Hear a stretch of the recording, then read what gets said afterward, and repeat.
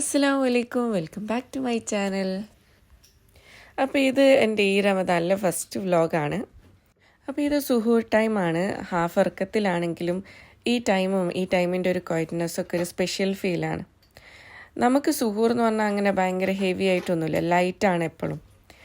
ഇന്നത്തെ സുഹൂർ യോഗട്ടും ഡേറ്റ്സും കുറച്ച് ഫിക്സുമാണ്. യോഗട്ടൊക്കെ സുഹൂറിന് പറ്റിയ ഫുഡാണോ എന്നൊക്കെ വിചാരിക്കുന്നുണ്ടാവും അല്ലേ. യോഗട്ട് ഡൈജഷന് ഹെൽപ്പ് ചെയ്യും, പിന്നെ നമ്മൾ ഹൈഡ്രേറ്റഡ് ആക്കി കീപ്പ് ചെയ്യും ഡേ ഫുള്ള്. അതിൻ്റെ കൂടെ ഡേറ്റ്സും കൂടെ ആകുമ്പോൾ ഒരു ഇൻസ്റ്റൻറ്റ് എനർജി കിട്ടും, അധികം ഹെവി ആക്കി ഫീൽ ചെയ്യിപ്പിക്കാതെ. പിന്നെ ഓഫ് കോഴ്സ് വാട്ടർ, ഹൈഡ്രേറ്റഡ് ആയിട്ട് ഇരിക്കാൻ ഇമ്പോർട്ടൻ്റ് ആണ്, പ്രത്യേകിച്ച് ഫാസ്റ്റ് ചെയ്യുമ്പോൾ. നമ്മൾ സുഹൂറിന് മാക്സിമം റൈസ് ഐറ്റംസും ഹെവി ഫുഡൊക്കെ മാക്സിമം അവോയ്ഡ് ചെയ്യാറാണ്. അതൊക്കെ കഴിക്കുമ്പോൾ ഡേ ഫുള്ള് എനർജി ലോ ആകുന്നത് പോലെയും പിന്നെ തേഴ്സ്റ്റ് കൂടുന്നത് പോലെയാണ് എനിക്ക് ഫീൽ ചെയ്യാറുള്ളത്. സിമ്പിളും ലൈറ്റും ആയിട്ട് വെക്കുമ്പം ഡേ ഫുള്ള് എനർജറ്റിക് ആയിട്ട് ഫീൽ ചെയ്യും. സുഹൂറും ഫജറൊക്കെ കഴിഞ്ഞ് ആസ് യൂഷ്വൽ മോനെ സ്കൂളിൽ പറഞ്ഞു വിട്ടു. റമദാൻ ആണെങ്കിലും റൂട്ടീൻ കണ്ടിന്യൂ ചെയ്യും. ടിഫിൻ പാക്ക് ചെയ്യണം, ബ്രേക്ക്ഫാസ്റ്റ് ഉണ്ടാക്കണം, എല്ലാം ചെയ്യും റൂട്ടീൻ തന്നെ. മോർണിംഗ് ടൈം എപ്പോഴും ഭയങ്കര ബിസി ആയിരിക്കും. പിന്നെ അവന് സ്കൂളിൽ പോയി കഴിഞ്ഞാൽ ഹോം ഫുള്ള് വീണ്ടും ക്വയറ്റാവും. റമദാൻ ആയതുകൊണ്ട് തന്നെ 9:20 സ്കൂൾ വിടും. അതുകൊണ്ട് തന്നെ എനിക്ക് കൂടുതൽ ടൈമൊന്നും കിട്ടില്ല, ജസ്റ്റ് ഒരു ഷോർട്ട് ബ്രേക്ക്. അപ്പോഴേക്കും പിക്ക് ചെയ്യാൻ ടൈമാവും. അവനെ പിക്ക് ചെയ്യാൻ പോകുമ്പോൾ ഞാൻ അധികവും ഇവിടെ ഒന്ന് പോസ് ചെയ്യും, ഈ ബേർഡ്സിനെ നോക്കാൻ വേണ്ടിയിട്ട്. ചെറിയ കാര്യമാണെങ്കിലും നല്ല രസമാണ്. റമദാനിലെ ലൈഫ് എന്ന് പറഞ്ഞാൽ വലിയ വലിയ മൊമെൻറ്റ്സ് മാത്രമല്ല, നമ്മളെ ഹാപ്പി ആക്കാൻ പറ്റുന്ന ചെറിയ ചെറിയ കാര്യങ്ങൾ നോട്ടീസ് ചെയ്യാനും കൂടാണ്. സ്കൂളിൽ നിന്ന് തിരിച്ചു വന്നാൽ ആസ് യൂഷ്വൽ ഞാൻ ബ്രേക്ക്ഫാസ്റ്റ് പ്രിപ്പയർ ചെയ്യും. ഇന്ന് എഗ് പ്ലാന്റും എഗ്ഗും വെച്ചിട്ടുള്ളൊരു ഹെൽത്തി ഡിഷാണ്. അടിപൊളി ടേസ്റ്റുമാണ് കേട്ടോ. നമുക്ക് വേണമെങ്കിൽ ഇഫ്താർ ടൈമിലോ സുഹൂർ ടൈമിലോ ഒക്കെ കഴിക്കാൻ വേണ്ടിയിട്ട് പറ്റും. പിന്നെ ഉണ്ടാക്കാൻ ഭയങ്കര സിമ്പിളാണ്. ഫുഡ് നല്ലതാവണമെങ്കിൽ കോംപ്ലിക്കേറ്റഡ് ആവണമെന്നില്ല. കുറച്ച് ഫ്രഷ് ഇൻഗ്രീഡിയൻസും കുറച്ച് ലവും പിന്നെ കുറച്ച് ടൈമും, ഇതൊക്കെ മതി ഒരു നറിഷിങ് മീൽ ഉണ്ടാക്കാൻ വേണ്ടിയിട്ട്. കുട്ടികൾക്കൊക്കെ ഷുവറായിട്ടും ഇഷ്ടപ്പെടും. ആദ്യം എഗ് പ്ലാന്റ് കുറച്ച് തിൻ സ്ലൈസസ് ആയിട്ട് റൗണ്ട് ഷേപ്പിൽ കട്ട് ചെയ്തെടുക്കുക. അതൊന്ന് ബട്ടറിലിട്ടിട്ട് ജസ്റ്റ് ഒന്ന് ഫ്രൈ ചെയ്തെടുക്കുക, സോൾട്ടും പെപ്പറും ഇട്ടിട്ട്. അതിൻ്റെ മുകളിലേക്ക് എഗ്ഗിൽ സോൾട്ട്, പെപ്പർ, പിന്നെ ഞാൻ ഒറിഗാനോ പൗഡറും പാർസ്ലി പൗഡറും ഇട്ടിട്ടുണ്ട്, കുറച്ച് മല്ലിയില, ഇതെല്ലാം കൂടെ ഇട്ടിട്ട് മിക്സ് ചെയ്തിട്ട് ഈ എഗ് പ്ലാന്റിൻ്റെ മുകളിലേക്കൊന്ന് ഒഴിച്ചു കൊടുക്കുക. വേണമെങ്കിൽ കുറച്ച് ചീസും കൂടി ആഡ് ചെയ്ത് കൊടുത്താൽ അടിപൊളിയായിരിക്കും. നമ്മളൊക്കെ പണ്ടേ കണ്ടുവരുന്ന നമ്മളുമ്മമാരുടെയൊക്കെ ഹോം മേക്കിംഗ് എന്ന് പറഞ്ഞാൽ കോൺസ്റ്റൻ്റ്ലി ബിസി ആയിട്ടിരിക്കലായിരിക്കും. അപ്പം നമ്മളും അങ്ങനെ തന്നെയൊക്കെ ആയിരിക്കും വിചാരിച്ചിട്ടുണ്ടാവുക. ബട്ട് ഓവർ ടൈം എനിക്ക് മനസ്സിലായി റെസ്റ്റിങ്ങും വളരെ ഇമ്പോർട്ടൻ്റ് ആണെന്ന്. റമദാനിന് നമുക്ക് ബാലൻസിങ് പഠിക്കാം. ഫാസ്റ്റിങ്ങിന് മാത്രമല്ല, നമ്മൾ എനർജി എങ്ങനെ യൂസ് ചെയ്യാമെന്നുള്ള കാര്യത്തിലും. ഇതെനിക്ക് ഐഡിയൻ്റെ കുറച്ച് പ്രോഡക്റ്റ്സ് കിട്ടിയതാണ്. ഇത് നമുക്ക് റമദാൻ്റെ ടൈമിൽ ഭയങ്കര ഹെക്റ്റിക്കായിട്ടിരിക്കുന്ന ടൈമിലൊക്കെ നമുക്ക് പെട്ടെന്ന് എടുത്ത് ഉണ്ടാക്കാൻ പറ്റിയ കുറച്ച് ഐറ്റംസാണ്. ഇവരുടെ പൊറോട്ടയും ദോശയൊക്കെ ഞാൻ മുന്നേയും വാങ്ങിയിട്ടുണ്ട്. ചട്നീസൊക്കെ ഫസ്റ്റ് ടൈമാണ് കേട്ടോ കാണുന്നത്. ഇവരുടെ പീനട്ട് ചട്നി എനിക്ക് നല്ലോണം ഇഷ്ടപ്പെട്ടിട്ടുണ്ട്, നല്ല ടേസ്റ്റ് ഉണ്ട്. പിന്നെ യൂഷ്വലി നമ്മൾ ചപ്പാത്തിയൊക്കെ പുറത്തുനിന്നൊക്കെ വാങ്ങുമ്പം ഭയങ്കര ഡ്രൈ ആയിട്ട് തിന്നായിട്ടുള്ള സാധനമാണ് കിട്ടുക. ഇവരുടെ ചപ്പാത്തി നല്ല സോഫ്റ്റായിട്ട് നമ്മൾ ഉണ്ടാക്കുമ്പോൾ പൊന്തി വരുന്ന പോലെ തന്നെ നല്ലോണം പൊന്തിയൊക്കെ വന്നിട്ട് നല്ല സോഫ്റ്റായിട്ടുള്ള ചപ്പാത്തി തന്നെയാണ് കിട്ടിയത്. അപ്പോൾ മോൻക്ക് ഞാൻ അതിൽ നിന്നൊരു വീറ്റ് പൊറോട്ടയും ആക്കി കൊടുത്തു, പിന്നെ ചിക്കൻ കറി ഉണ്ടായിരുന്നു, അതും കൊടുത്തു. റമദാൻ ഡേയ്സിന് ഒരു പ്രത്യേക ഇതാണ് അല്ലേ. മോർണിംഗ് ഒക്കെ ഏർലി സ്റ്റാർട്ട് ചെയ്യും, ആഫ്റ്റർനൂൺ സ്ലോലിയാണ് മൂവ് ചെയ്യുക. പിന്നെ അത് കഴിഞ്ഞിട്ട് പെട്ടെന്നൊരു എനർജി ഷിഫ്റ്റാണ് ഈവനിങ് ആകുമ്പോഴേക്ക്. റമദാനിൽ ഞാൻ കുറേ ടാസ്കൊക്കെ ചെയ്ത് ഹെക്റ്റിക്കൊന്നും ആക്കാറില്ല. ഈവനിങ്സ് ഓൾറെഡി അങ്ങനെ തന്നെ ആയിരിക്കും. അതുകൊണ്ട് ബാക്കി ടൈമൊക്കെ ഒരു ജെൻറ്റിൽ പേസിലാണ് ഞാൻ മൂവ് ചെയ്യാറുള്ളത്. അധികം റഷിംഗ് ഒന്നും ഇല്ലാതെ സ്ലോ ആയിട്ട് കാര്യങ്ങൾ കൊണ്ടുപോകും. ചില ഡേയ്സിൽ ആഫ്റ്റർനൂണൊക്കെ ലൈറ്റ് ഹോം മേക്കിങ്ങിനൊക്കെ യൂസ് ചെയ്യാറുണ്ട്. ലൈക്ക് സ്മോൾ സ്പേസസ് ഒക്കെ ഓർഗനൈസ് ചെയ്യും, ഇഫ്താറിന് വേണ്ടിയിട്ട് കിച്ചണൊന്ന് പ്രിപ്പയർ ചെയ്യും, അങ്ങനെയൊക്കെ. ചില ഡേയ്സിൽ ഞാൻ വെറുതെ ഇരിക്കും, കുറച്ച് റെസ്റ്റിംഗ് ടൈമായിട്ട്. റമദാൻ കൊണ്ട് ഫാസ്റ്റിംഗ് മാത്രമല്ല ഉദ്ദേശിക്കുന്നത്, നമ്മളെ ഫിസിക്കലിയും മെൻ്റലിയും സ്പിരിച്വലിയും ഒക്കെ റീചാർജ് ചെയ്യാനും കൂടിയാണ്.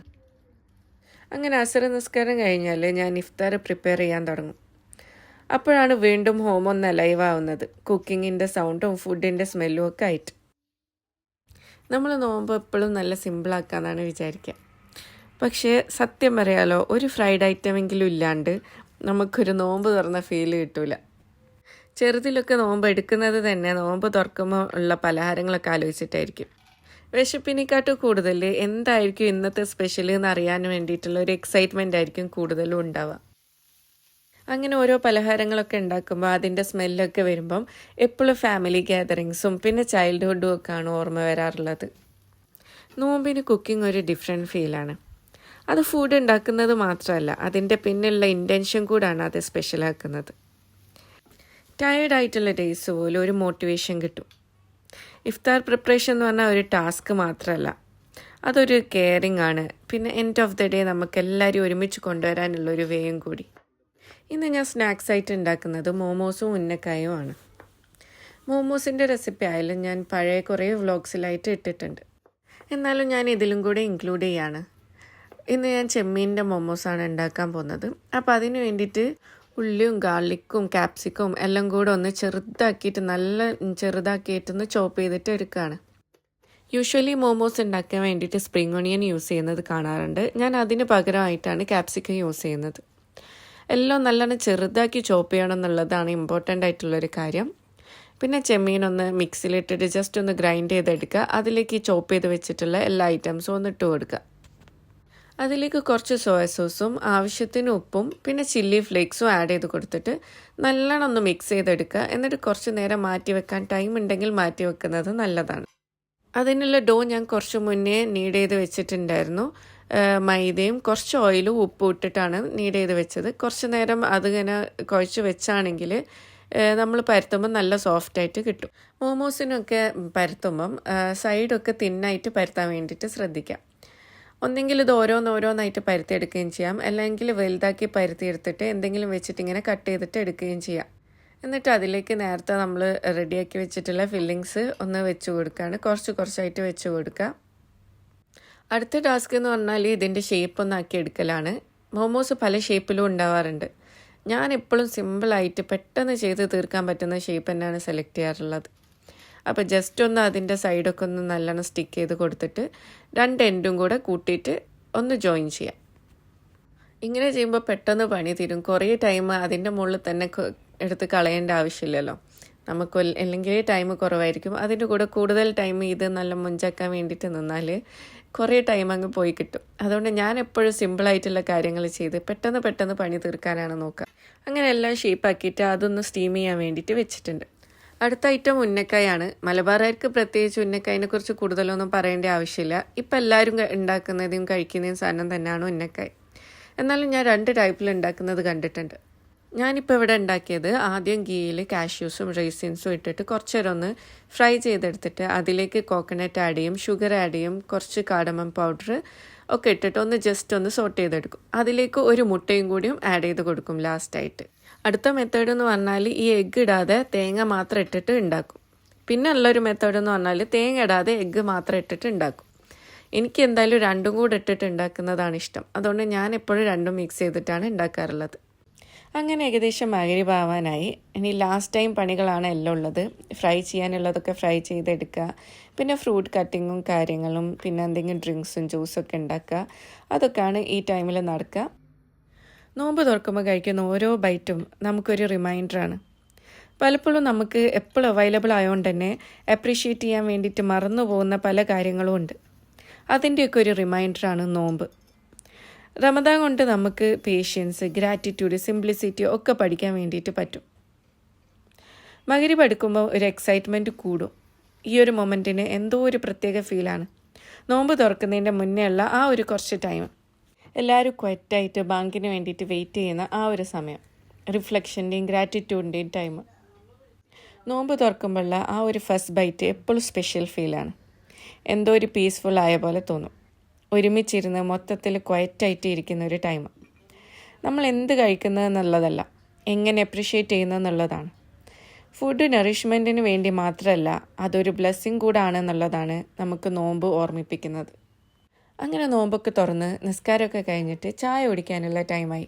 മോമോസിന് സോസ് ഉണ്ടാക്കാൻ വേണ്ടിയിട്ട് തക്കാളിയും വെളുത്തുള്ളിയും മുളകൊക്കെ ഞാൻ നേരത്തെ ബോയിൽ ചെയ്ത് വെച്ചിട്ടുണ്ടായിരുന്നു. അത് നല്ലോണം ഒന്ന് ഗ്രൈൻഡ് ചെയ്തിട്ട് അതിലേക്ക് കുറച്ച് ഉപ്പും പഞ്ചസാരയും കുറച്ച് ലെമൺ അല്ലെങ്കിൽ കുറച്ച് വിനീഗറും കൂടി ആഡ് ചെയ്തിട്ട് കുറച്ച് കച്ചപ്പും കൂടി ആഡ് ചെയ്ത് ജസ്റ്റ് ഒന്ന് ബോയിൽ ചെയ്തെടുക്കുക. അത്രയാണ് ഞാൻ മോമോസിന് ഉണ്ടാക്കുന്ന സോസ് എന്ന് പറഞ്ഞാൽ. അങ്ങനെ ചായ റെഡിയായി നമ്മൾ ചായയൊക്കെ കുടിക്കാൻ പോവാണ്. അങ്ങനെ ഡേ എൻഡ് ചെയ്യുമ്പം ഒരു സാറ്റിസ്ഫാക്ഷനാണ്. സിംപ്ലിസിറ്റിൻ്റെയും സ്ലോ ഡൗണിൻ്റെയും ടൈമാണ് റമദാൻ. എവറിഡേ മൊമെൻറ്റ്സിൽ പീസ് ഫൈൻഡ് ചെയ്യാം. ഫുഡ് പ്രിപ്പയർ ചെയ്യുന്നതാണെങ്കിലും ഹോം കൊണ്ട് നടക്കുന്നതാണെങ്കിലും ക്ലീനിങ്ങിലാണെങ്കിലും അല്ലെങ്കിൽ ജസ്റ്റ് നമ്മളെ ഫാമിലീൻ്റെ കൂടെ ഒരുമിച്ച് ടൈം സ്പെൻഡ് ചെയ്യുന്നതാണെങ്കിലും ഓരോ ചെറിയ ആക്ഷനും ഓരോ മീനിങ് ഉണ്ട്. അങ്ങനെ നൈറ്റ് ആകുമ്പോൾ നമ്മൾ ജസ്റ്റ് ഒരു മൊമെൻ്റ് എടുക്കുക ആ ഒരു ഡേനെ കുറിച്ച് തിങ്ക് ചെയ്യാൻ വേണ്ടിയിട്ട്. റമദാൻ എന്ന് പറഞ്ഞാൽ ഫുഡ് എന്നുള്ള ഫാസ്റ്റിങ് മാത്രമല്ല, നെഗറ്റിവിറ്റിന്നും ഇംപേഷ്യൻസെന്നും ഡിസ്ട്രാക്ഷൻസെന്നും ഉള്ള ഫാസ്റ്റിങ്ങും കൂടാണെന്ന് നിങ്ങളെയും എന്നെയും ഞാൻ ഒന്നും കൂടെ ഓർമ്മപ്പെടുത്താണ്. പ്രസൻ്റ് ആയിട്ടിരിക്കുക, ഗ്രേറ്റ്ഫുൾ ആവുക, ചെറിയ ചെറിയ സിമ്പിളായിട്ടുള്ള കാര്യങ്ങളിൽ ഹാപ്പിനെസ്സൊക്കെ ഫൈൻഡ് ചെയ്യുക. അപ്പോൾ അത്രയൊക്കെ ഉള്ളൂ എൻ്റെ ഈ ഒരു റമദാൻ്റെ vlog. Thank you for being a part of this journey. ഞാൻ വൈൻഡപ്പ് ചെയ്യാൻ പോവാണ്. അപ്പോൾ നിങ്ങൾക്ക് എല്ലാവർക്കും വീഡിയോ ഇഷ്ടപ്പെട്ടിട്ടുണ്ടെങ്കിൽ ലൈക്ക് ചെയ്യാൻ മറക്കണ്ട, ഫീഡ്ബാക്ക്സ് കമൻറ്റ് ബോക്സിൽ അറിയിക്കാൻ മറക്കണ്ട, സബ്സ്ക്രൈബ് ചെയ്യുക, പിന്നെ ഫ്രണ്ട്സിനും റിലേറ്റീവ്സിനൊക്കെ ഷെയർ ചെയ്യാനും മറക്കണ്ട. അപ്പോൾ take care, see you in the next one.